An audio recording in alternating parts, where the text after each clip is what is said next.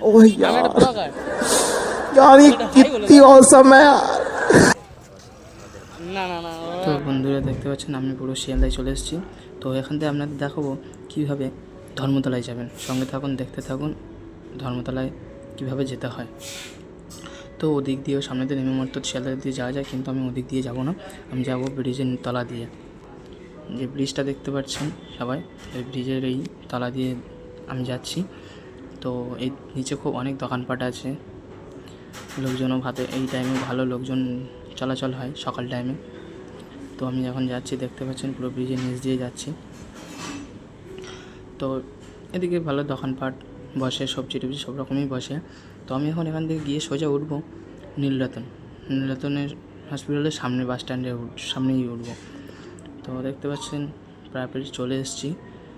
তো বন্ধুরা ভিডিওটা আপনারা ফুল দেখতে থাকুন, সঙ্গে থাকুন, সাপোর্ট করুন। তো দেখতে পাচ্ছেন চলে এসেছি নীলরতন, যেটা আপনারা সবাই চেনেন। নীলরতন হাসপাতালের নাম শুনেছেন, নীলরতন হাসপাতাল এই। তো নীলরতন হাসপাতালের সামনেই একদম চলে এসেছি। এই বাস যাচ্ছে দেখতে পাচ্ছেন।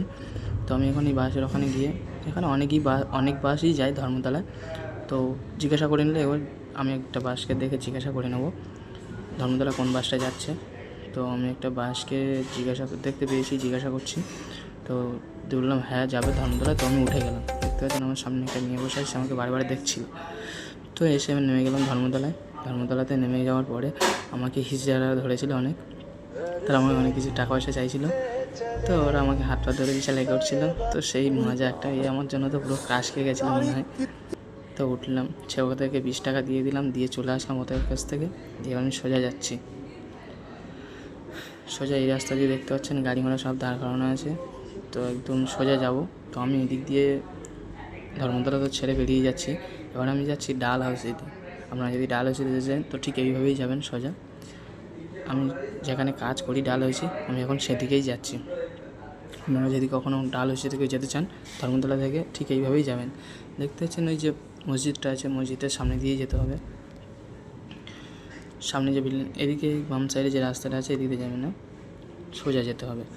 সোজা আমি যাব, সামনে যে বিল্ডিংটা দেখতে পাচ্ছেন ওর পাশ দিয়ে সোজা যাব।